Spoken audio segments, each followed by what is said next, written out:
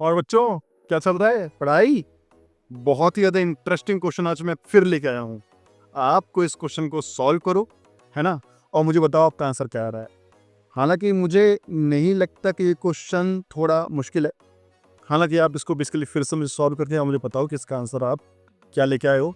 और अगर आप बेसिकली इसको थोड़ा-सा भी अटेम्प्ट करने में थोड़ी दिक्कत आ रही है आपको, तो आप पहले जाके मेरे सारे एनिमेटेड वीडियोज़ जो मैंने चैप्टर नंबर 5 के प्लेलिस्ट में बना रखे हैं, उनको जाके देखिए। वो एनिमेटेड वीडियोस इतने अच्छे हैं कि आपको पूरा का पूरा न्यूटन लॉस ऑफ मोशन समझ में आ जाएगा। आपको बिल्कुल भी कोई कुछ करने की जरूरत नहीं है, केवल आपको उन वीडियोस को देखना है। उसके बाद आप मुझे अगर कमेंट करो, फिर भी आपको कुछ समझ में नहीं आता है, तो मैं आपको पर्सनलाइज्ड कोचिंग करके मैं आपको बेसिकली क्वेश्चन को समझाऊंगा। इवन मैं टॉपिक्स को भी समझाऊंगा। मेरे चैनल के डिस्क्रिप्शन में मैंने अपना मोबाइल नंबर डाल रखा है, आप मुझे वहाँ पे व्हाट्सअप कर सकते हैं। चलिए बच्चों, मैं क्वेश्चन नंबर 3 पे चलता हूँ। क्वेश्चन नंबर 3 बोलता है, a person drops a coin, describe the path of the coin as seen by the person if he is in a car moving at a constant velocity और in a free falling elevator. ठीक है बच्चों, चलिए पहले हम part A को solve करते हैं।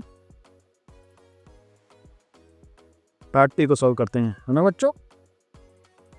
समझिए,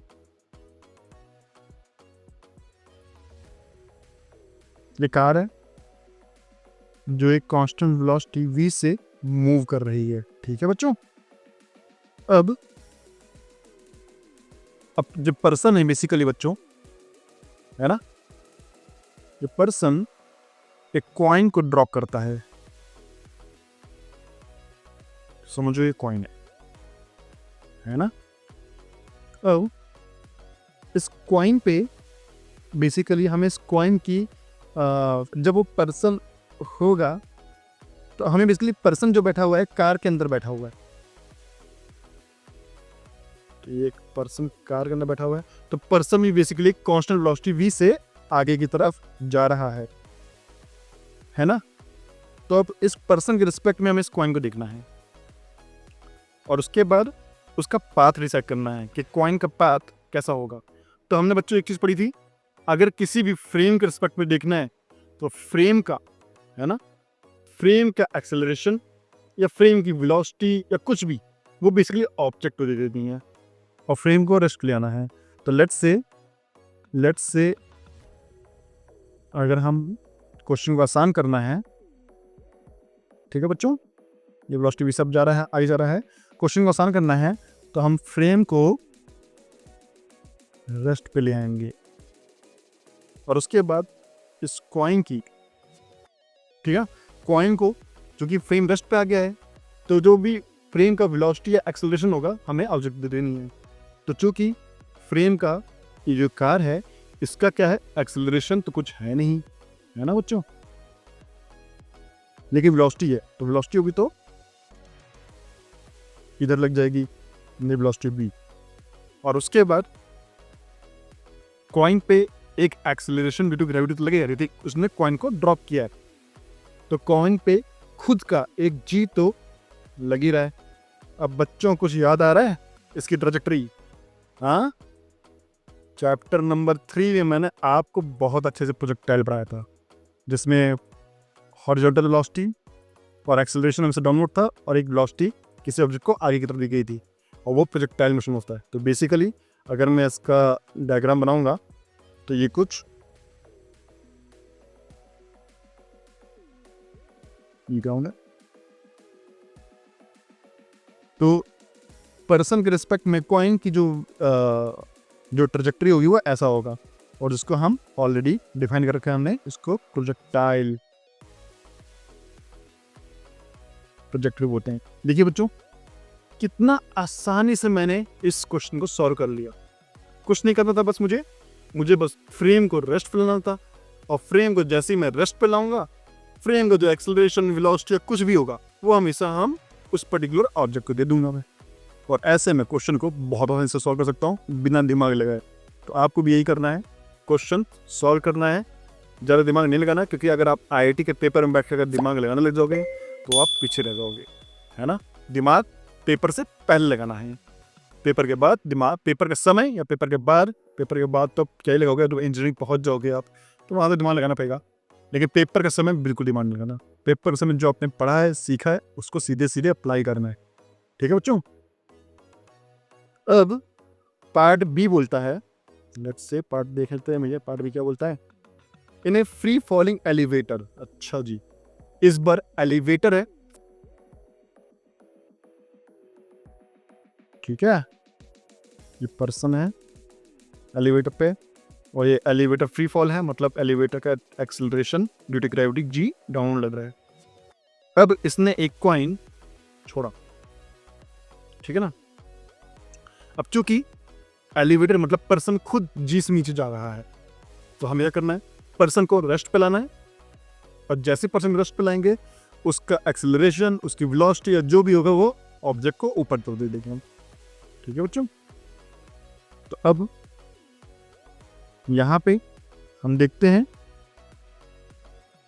अगर ऑब्जेक्ट की इनिशियल वेलोसिटी जिस टाइम पे, जैसे बेसिकली ऑब्जेक्ट नीचे जा रहा है और उसके बाद उसने पर्टिकुलर कॉइन को छोड़ा, तो कॉइन की इनिशियल वेलोसिटी तो जीरो ही है ना बच्चों।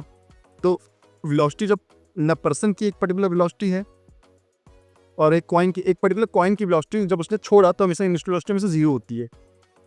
ठीक है, तो हमेशा हम इसका एक्सेलरेशन जी तो नीचे लग रहा है, ठीक है बच्चों, प्लस एक्सेलरेशन जी तो नीचे ड्यू टू ग्रेविटी, बिकॉज क्योंकि जो ग्रेविटी है वो तो भैया किसी को बख्शेगी नहीं, वो तो सब पे लगेगी, तो कॉइन पे भी कहेगा भैया मैं तो जी लगाऊंगा।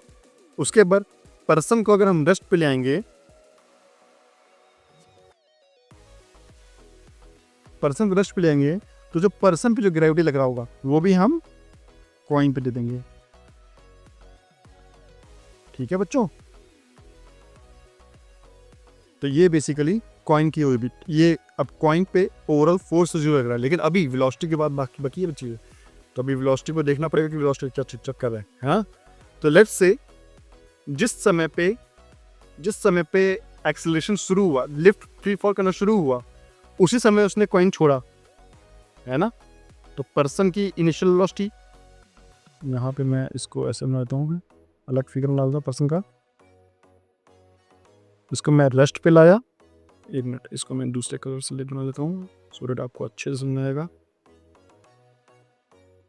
इसको मैं रेस्ट पे दिखाया, तो इसकी इनिशियल वेलोसिटी यू थी, है ना, और कॉइन की इनिशियल वेलोसिटी तो यू पहले से ही रहेगी, यू ऑफ कॉइन जीरो है,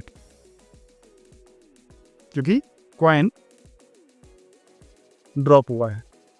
ड्रॉप मतलब ऐसे छोड़ा है, कोई ऐसे वेलोसिटी से नीचे नहीं फेंका है, बस ऐसे छोड़ दिया उसने, है ना। और उसके बाद u of initial velocity of person हमें पता नहीं है, लेकिन जो भी होगा वो बेसिकली इस पे लग जाएगा। ठीक है, अगर बच्चों समझिए कोई एक वेलोसिटी ऑफ पर्सन है, मतलब बेसिकली u ऑफ पर्सन कुछ एक वैल्यू है, फाइनाइट वैल्यू है, तो कॉइन अपवर्ड जाएगा, और अगर u ऑफ पर्सन जीरो है, मतलब इनिशियल वेलोसिटी ऑफ पर्सन जब उसने कॉइन छोड़ा तब जीरो है, तो कॉइन रेस्ट पे दिखेगा। सो डिपेंड करता है कि उस समय पर्सन की वेलोसिटी एक्स मतलब लिफ्ट पे कितनी है, और जितनी भी होगी वो बेसिकली कॉइन पे लग जाएगी।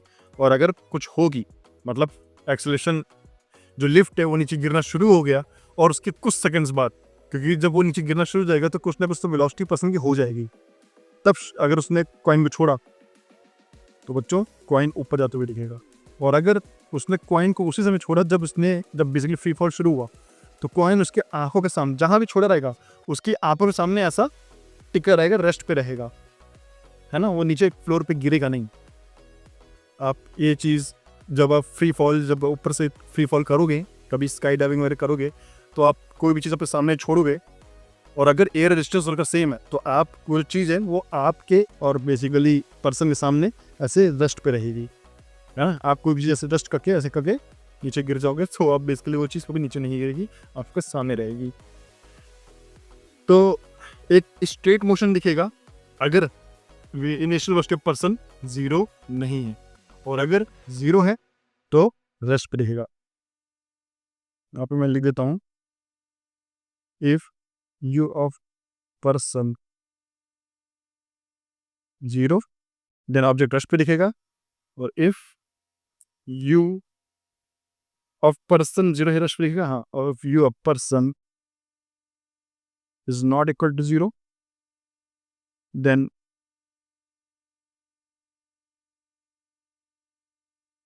अपवर्ड मोशन दिखेगा।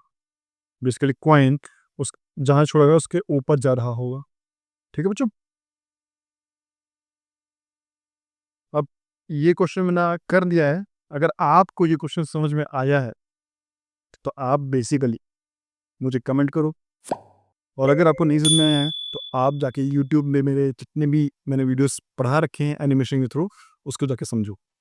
चलते हैं बच्चों अब नेक्स्ट क्वेश्चन में, और मिलते हैं कल। तब तक के लिए बाय।